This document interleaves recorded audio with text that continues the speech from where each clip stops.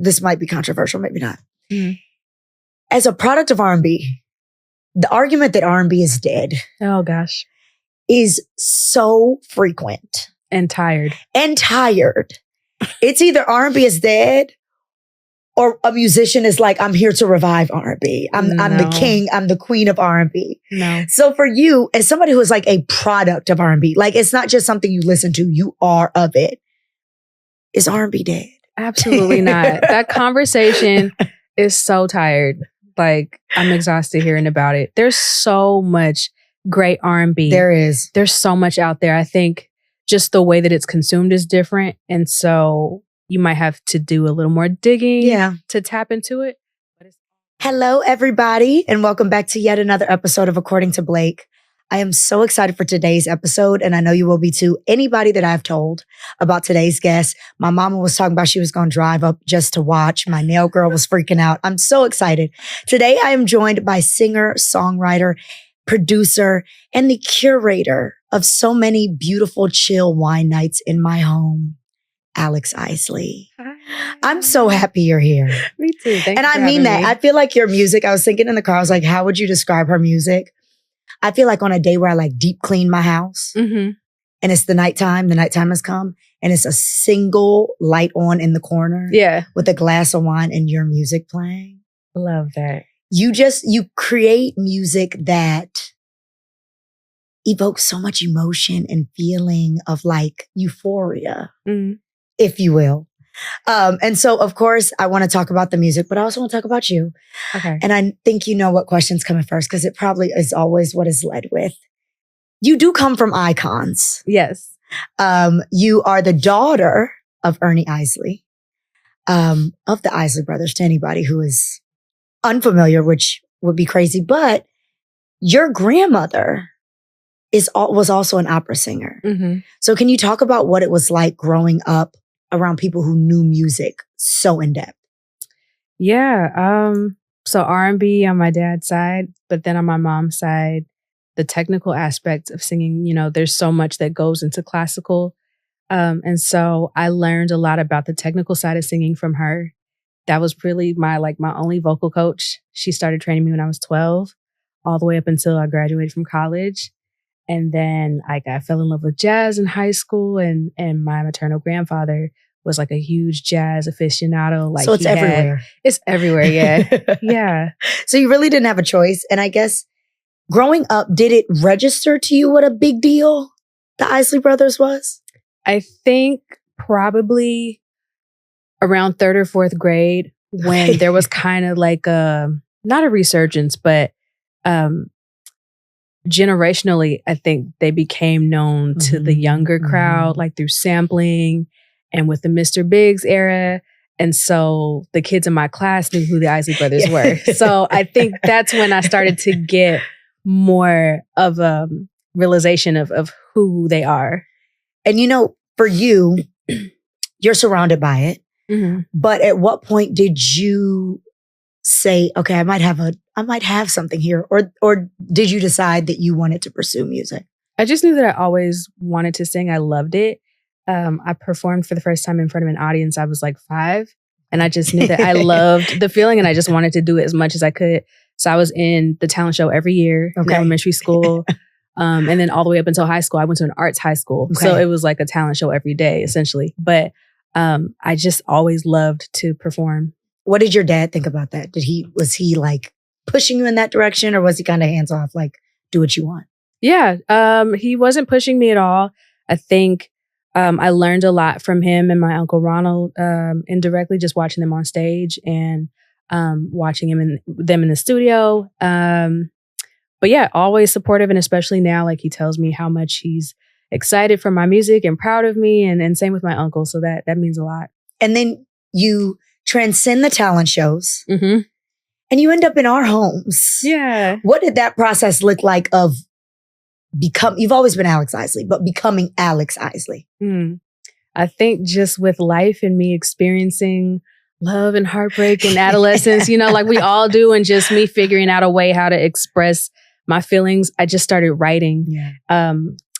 Started writing here and there in high school, but in college is where I really got into songwriting. and where I started putting together some of the songs that ended up on my first project. And that was the beginning of me as an artist and finding my creative voice.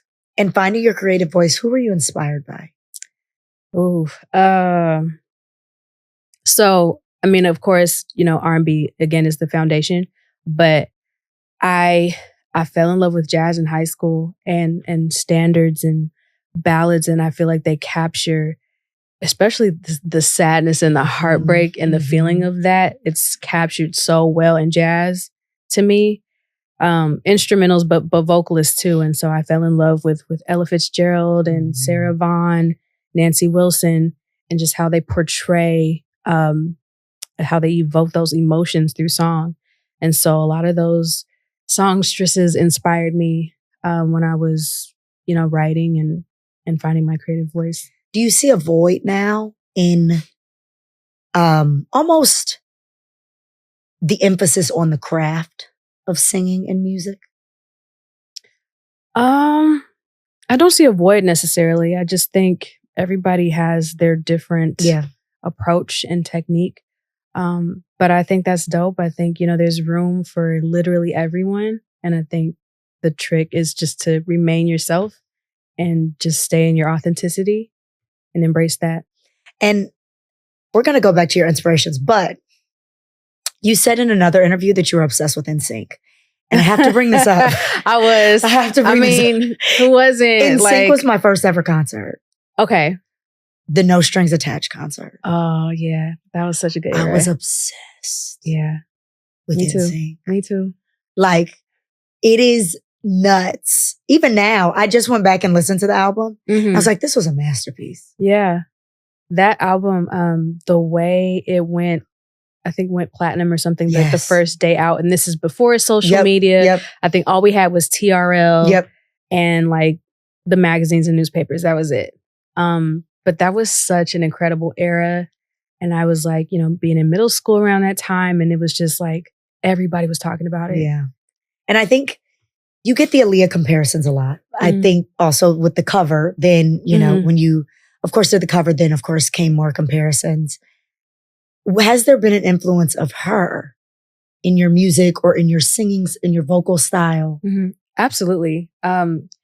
You can't talk about 90s R&B, especially without talking about her. And that's when I came up in the 90s. So like all the R&B girlies, her, Brandy, Monica, Tamia, Maya, SWV, all those girls, I was influenced by all of them. And so certainly Aaliyah, and then her having the strong connection with the song that my dad wrote, it was just something really special to me to learn about that. And I think what's crazy is I identified with her version of At Your Best for so long. I don't think I really heard the Isley's version till I was a little older. Oh, so I had that connection with the song through her.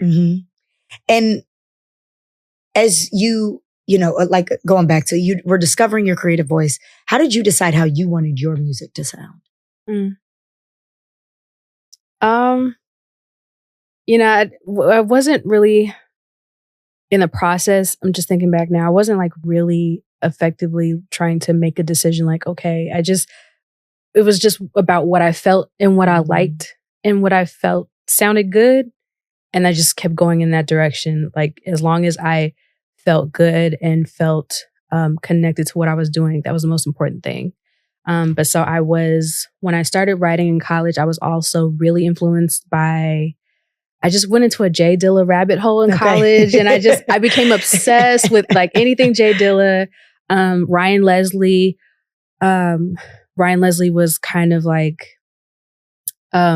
establishing himself on YouTube and, his behind the scenes videos. With him now. Yeah. TikTok like resurges. Like I'm like, y'all are just hearing this song. Yeah. Baby, this is Ryan Leslie. This is Ryan Leslie. I mean, one of the greatest, in my eyes. And so, yeah, he influenced me as well, sound wise. So it was what what resonated with me and what I connected to. I just kept going in that direction. And you have perfect pitch. Does that impact how you want your music to sound? Like, are you hypercritical about your music, or does it make it easier in creating music? I am very much critical, perfectionist, all of that. And so, yeah, if there's something that's like, oh, I did that was flat or sharp, and like I know I can get that cleaner. So yeah, of course, the perfect pitch serves definitely as a benefit. But I think more than anything, what influences my writing and how I create is the synesthesia and associating. I've always associated colors with keys and chords, but I didn't know that it was like a condition or a thing until I was older. But I think, what song a key is in absolutely shapes the mood to me. How does one discover that they have perfect pitch? Like, how does that even... how does that even happen? So I went to an arts high school, LA County High School for the Arts, LACHSA for short. And so it was my freshman year, and we were in theory class, and the teacher was like, stay after class, I want to see something. And so they sit at the piano, they're like, okay, what's this note? What's this note? Sing this, sing this, sing this. And he did that for like 3 to 5 minutes. And then he was like, okay, you have perfect pitch. I was like, okay, what is that? Okay. I didn't know what it was. I was like, okay, great. What does that mean? What is that? And so that was the beginning of, I have this tool at my disposal just kind of by nature. Is that when the synesthesia was discovered too? Around that same time, yeah. And so my friends would be like, what color is this song in? The name is very off-putting too. It's like, is that a condition? Like it is technically a condition. Yeah. So, okay, so I have a question. If I were to throw out some of my favorite songs of yours, could you tell me what colors come to mind? Yeah, absolutely. Okay, so we'll start with my favorite. Okay. Which is Under the Moon. Okay. What colors? Under the Moon is like, it's like purplish. There's purple tones. Maybe some blues, but I think more so like on the purple side. Maybe like a little maroon. It's so weird. It's very specific. It's very specific. Yeah. So okay, what about mine? Mine is like a warm orange. Okay. It's interesting because of the different chords in there paint different colors for me. So there's orange, and then at other times it's like back to like purples and maybe like a fuchsia or something. And what about Good and Plenty? Good and Plenty is like an amber almost. Like a warm. So all of your music though, what it sounds like at least, has this warm, like it's warm tones. Mm-hmm. Do you create intentionally with the color? Like do you create with the color? Like are you ever like, today I want to create a maroon track? No. No, I can't say that I've ever done that. It just ends up being that way. I guess I subconsciously gravitate towards whatever is going to create warmth for me. And you talked about earlier, like you experience love and you experience all these things. Do you usually write in the space that you are in at that moment? Do you write in the space just like, I'm going to remember this, the way this love felt? Where does that come from? It comes from, sometimes I am in the thick of something, or I'm reflecting on something, or I'm hoping for something. But I think that's the beauty of it. Like I don't have to be in that space. I think it's just tapping into the feeling. Because to write a song like mine, one had to have really loved somebody. Yeah. I think the space that I was in at the time was just hopeful. Like this is what I would say to my, the forever person. I don't have a man. And in my head, I'm like, I really would live this whole damn life all over again. I was, just to meet this person I've never met. I was completely single at the time, but I was like, this is what I would say. Yeah.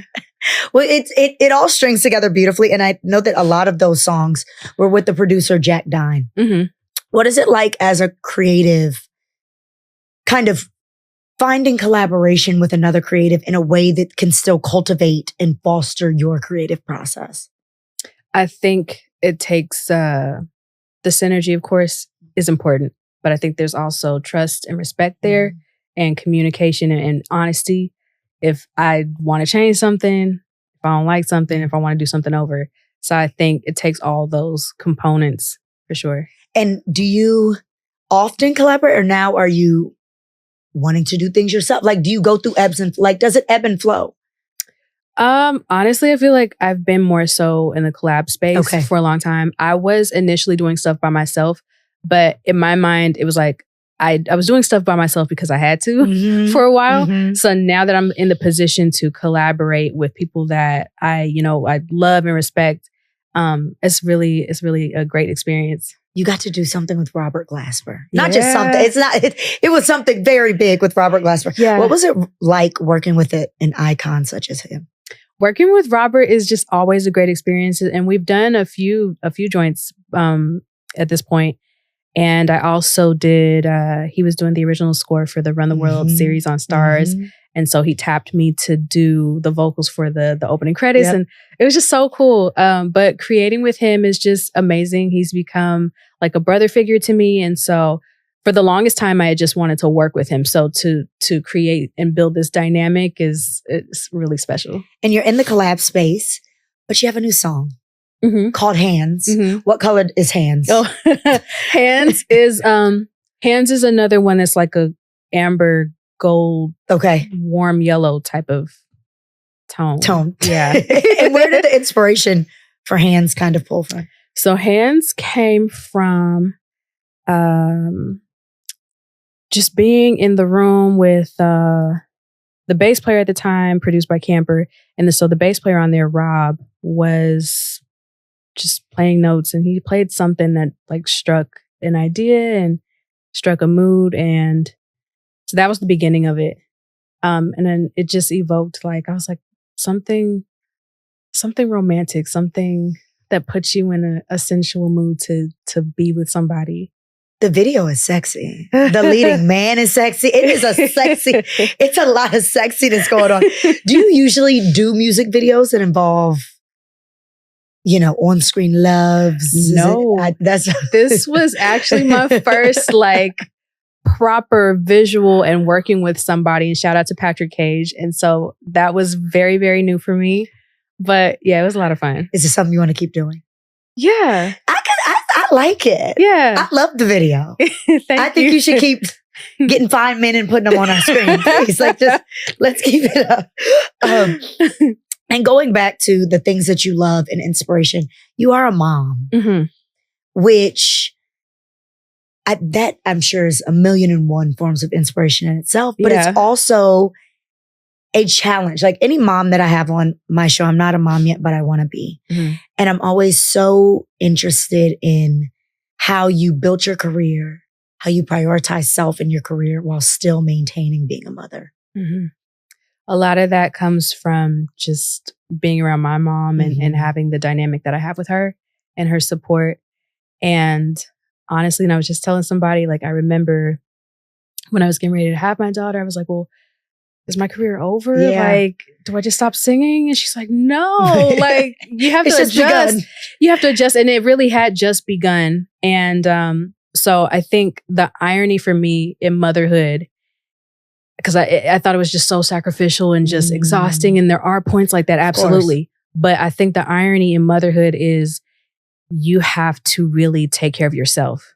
And you have to make sure that you're good first so that your children are good. And so just really learning and reminding myself, and it's a daily thing, like take the best care of myself that I can. I mean, they say the true measure of a child's happiness is how happy their mother is. Absolutely. Do you sing to your daughter? You know what? She sings to me quite honestly. She's, it's noise from the time she wakes up to the time she goes to bed. It's just nonstop. But she loves singing. She loves singing. She sings all day. Matter of fact, when she's not singing, I'm like, are you okay? Is everything okay? Are you good? You good? Okay. Because you're not making noise. No, she loves to sing. She loves all the arts. She's really into drawing right now. She loves to act. She loves musical theater. So dance. So is it usually your songs, other people's songs? Is she making her any own song? song? She's making her own. She's freestyle. Like she does it all. She really does. And what example are you setting for her about still doing it? Like you can still do it when you have a baby. Yeah. We haven't really talked about that. I just, I do ask her, like, every now and then, what is it that you want to do when you're older? She's like, well, I want to sing. I want to be a teacher. And I'm like, absolutely. I You love do it all. the kids. They want 6 jobs. Yeah. And they can. You know what? Try them all until you figure out what works. Yeah, absolutely. So you're an LA girl. Mm-hmm. We were talking about this a little bit earlier, but you're like a real LA girl. Like you love LA. Yes, that's home. You openly love it. What is it about LA, and how does that influence your art and your creativity? I think the environment just itself, the air, there's a little bit of smog in it, but the air, just a little, the culture is so rich with so many different cultures and ethnicities, and there's little pockets in different neighborhoods. There's just so much to take in the city. But also that's, I was born in New Jersey, but I spent most of my life in LA. And, my mom is LA born and raised. So a lot of my family's out there. So it's home. Would you ever leave LA? No. No. I would get a place. I think a place in New York would be super cute. I love Copenhagen. Something about Copenhagen and the vibe out there. I could see myself getting a place out there. But as far as like where I'm rooted, I can't imagine myself being rooted anywhere else. What is it? Can you elaborate on what it is about Copenhagen for you? It's the vibe, the architecture, just it's something about it when I first went there. Something about it just felt really familiar. I just felt safe and I felt comfortable. And but it's much safer than here. The people are much happier than here too. But yes, the people seem very happy in Denmark. Yeah. So I could see myself getting a place out there for sure. Okay, so in a few years we might see Alex Isley in Copenhagen. Back and forth, of course. Back and forth, yeah. Can't, I get that question all the time now. They're like, would you move to LA? And I'm like, I love LA in small spurts. Yeah. I get an apartment, but the East Coast is like, it's something about it that I'm just like so drawn to and so attached to.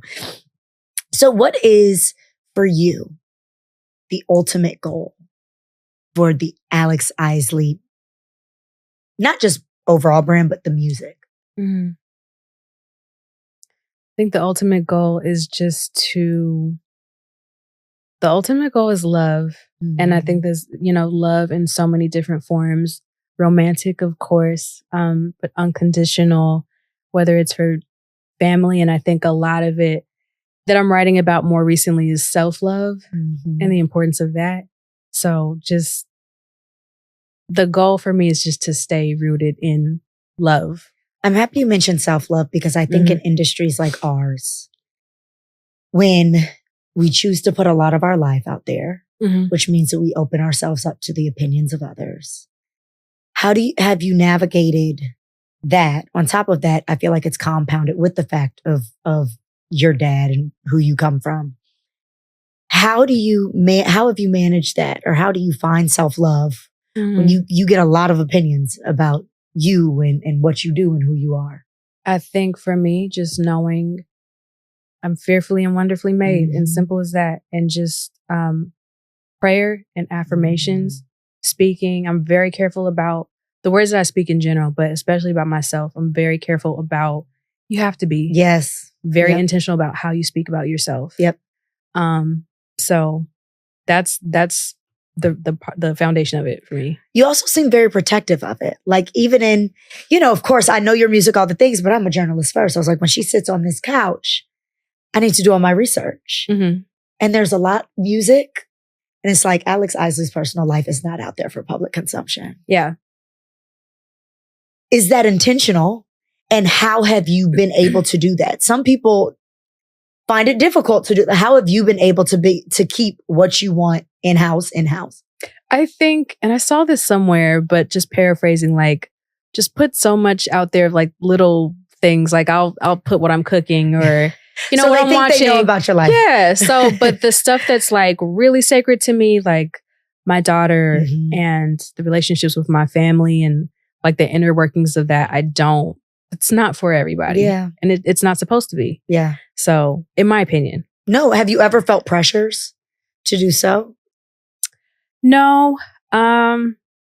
Honestly, no.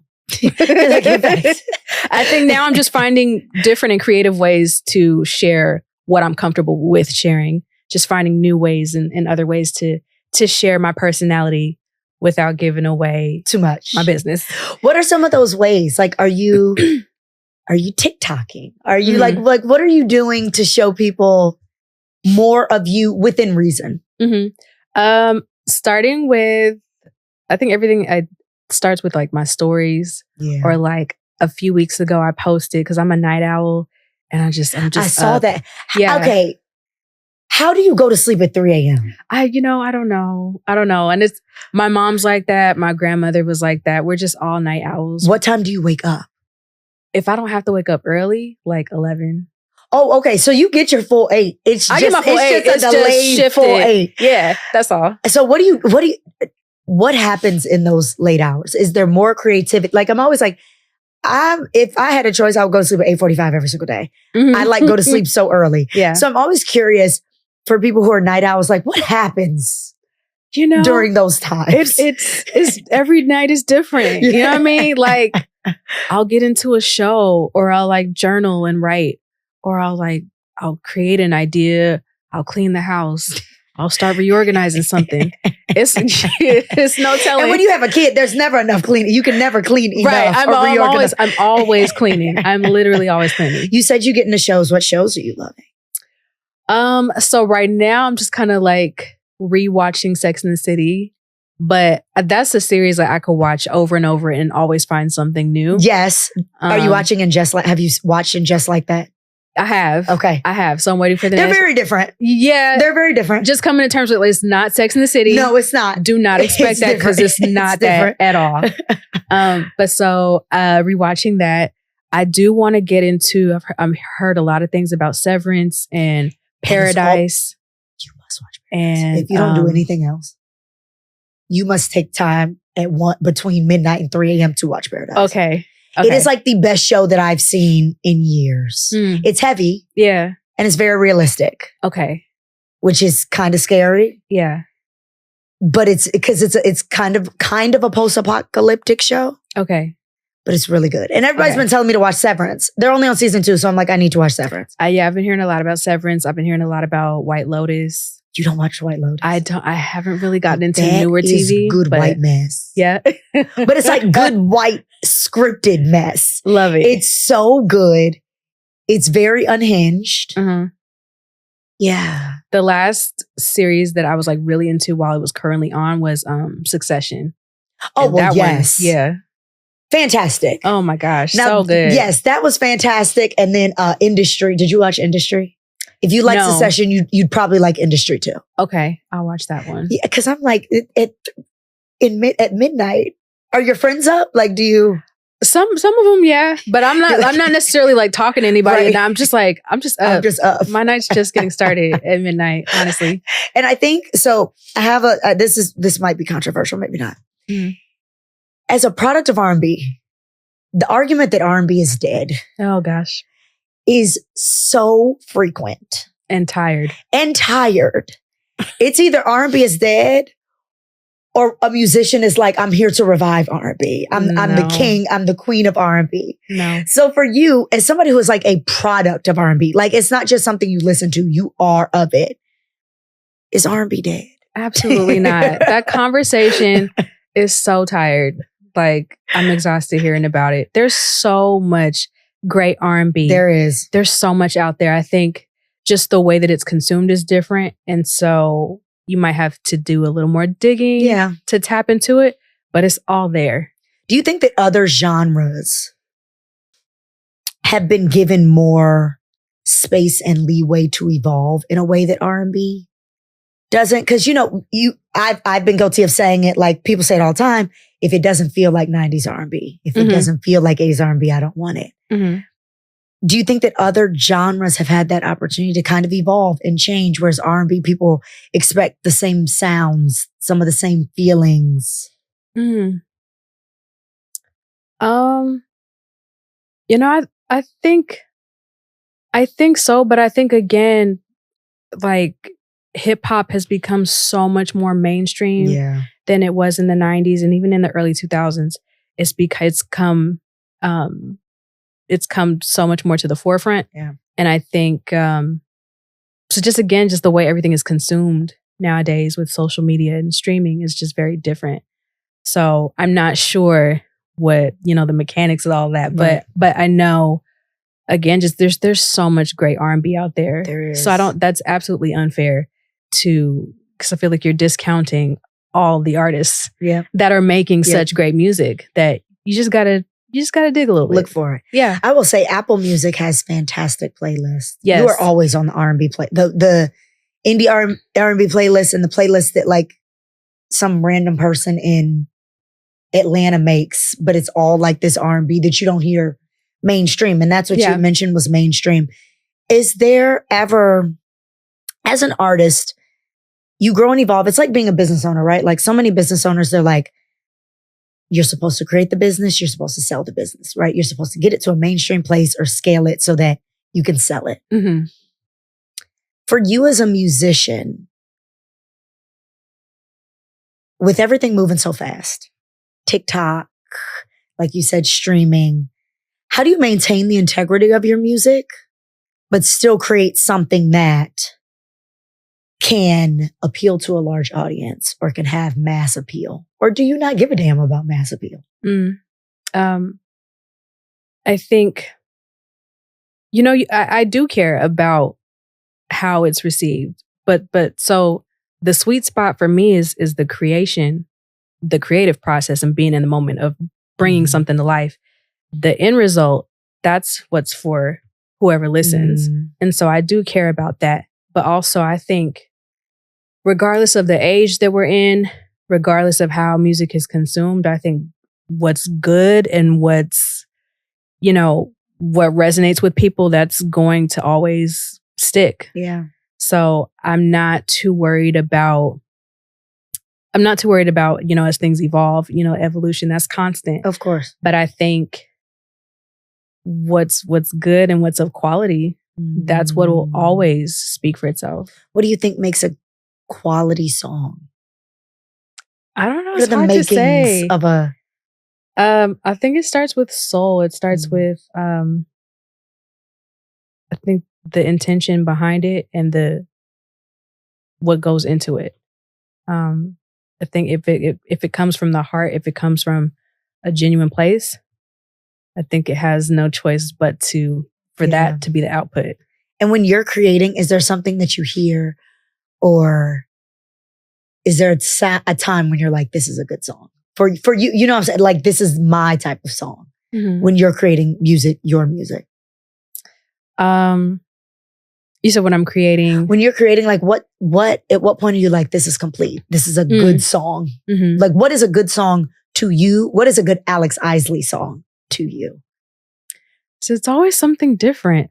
And I just, the layout is always different. But I think, again, if it's just something that it's a certain feeling that if I feel that feeling, if I connect to it and the sonics are right for me, then I'm like, that's it. And you don't want to do too much nitpicking or going back. Of course, like if you want to change something here and there, but I've learned with time. What I was about to say. Like, and again, like I'm a perfectionist, but at a certain point, you got to just let it breathe and just be what it's going to be. What's your sign? Aries. Oh, my mom's Aries. Oh, my mom's Aries. It's a lot of. Is she March or April? April. April what? April. Sorry, my dad, not my mom. April 17th. I'm the 16th. No way. And then what's crazy is my sister is March 27th. Okay. So the entire house was fire signs. Yeah. My mom's a Leo. My dad and sister are Aries. I'm a Sagittarius. Okay. So there's a lot going on. Yeah. It was a whole lot going on in the house. But the Aries thing makes sense with the perfectionist and with just the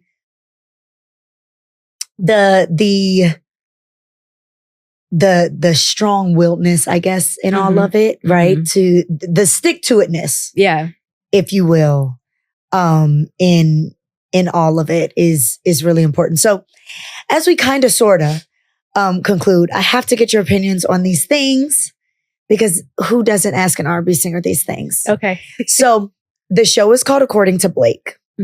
But today It's according to Alex. Okay. So, according to Alex, what 3 female musicians, R&B musicians, are you loving right now? Aside from yourself. Ooh.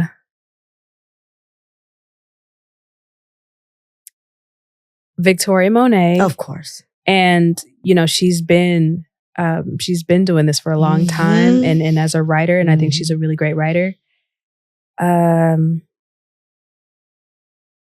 See, I'm blanking and I'm listening. I'll be listening to all kind of stuff, right? And then I'm like, what am I listening to right now? Like,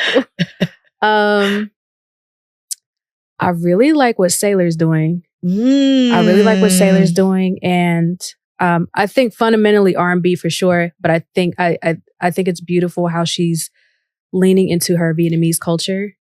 I love the and I do not want to say it in a way that is not respectful of the culture, but the teeth that she did for the Hey Pookie video. Obsessed. Yeah. I mean, I love Ari. I love Cleo. Cleo has New York girls. The girls were ready to fight for these Cleo tickets. Yeah. I have a friend who I'm doing a workout class later tonight, and she was like, so I can go, but I need to leave 15 minutes early because I'm going straight to the Cleo show. Period. I was like, you know what? Hell yeah. Yeah. It was last night and tonight. Yeah. So are her nights. I'm going to see her at the Hollywood Bowl in a couple weeks. Okay. So she looked stunning last night. I've seen, yeah. She looked stunning, but she had the New York girls ready to fight. Oh, I'm sure. They were pissed. I think that's why she added the second date. That's the only reason why I'm not like as pressed, because I'm like, I'm going to go see her in a couple weeks. You get to see her. I'll be good. And I want to revisit what you said about Victoria Monet, because she really is the definition of, she's been doing this forever. She's been writing for forever. She's been at this forever. The slow burn of creativity and it really taking off, right? Because last year was her year, which means that she'll continue to see her years, but it takes a long time in music to have, in anything, in acting, in any creative space, all of it, it takes a little longer. Yeah. For you, do you ever feel impatient in music? Oh, absolutely. I've absolutely had those moments. But I think now understanding and looking back, of course, I'm like, okay, this journey was necessary. All these steps were necessary to get to where I am now. And I would not have changed anything, honestly. Because I needed these years under my belt and this time and energy to get where I am and just to continually progress how I'm supposed to. Yeah. So, well, I love seeing the evolution, because like you said, this is your first, like, even the video, I was like, Alex, who is this? I know it's no. Who is this? Okay, so according to Alex, who are 3 male musicians in R&B that you're really loving right now? Ooh, Lucky. Of course, Tone Stith. Tone Stith is another one who just, like, when you want to talk about on record and live.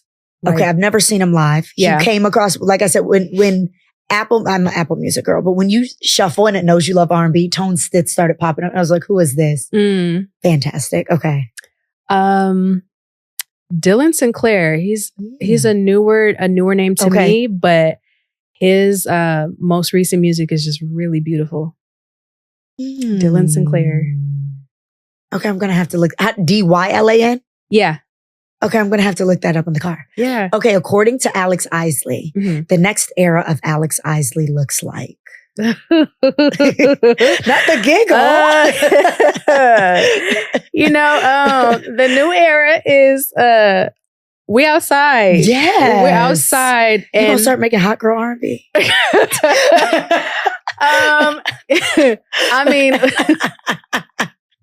perhaps. But so, I mean, outside in the sense of like embracing who I am and where I am in my life. I'm leaning more into my sensuality. I'm leaning more into not being afraid to say certain things. And this new music was a test for me. Yeah. Because I was like, I'm cussing here and there. And I'm like, this is a little raunchy. It makes me clutch my own pearls. I'm like, wait a minute. like playing it for my mom. I was like, Mom, just to let you know, like I'm just cuss words here and there. Just, you know. What does she think? She's laughing like, girl, just play the music. I feel like my mom, every time I do something, my mom's like, you're a prude. I'm like, maybe we're the problem. I was a little nervous to show her the video. And she was like, oh, I love it. I was like, okay, good. How Alex got her groove back. Yeah. Oh my gosh. Well, I'm so excited. Thank you so much for being here. I cannot wait for hot girl cussing on the track, Alex, and more, you know, shirtless men in videos and things like that. Yes.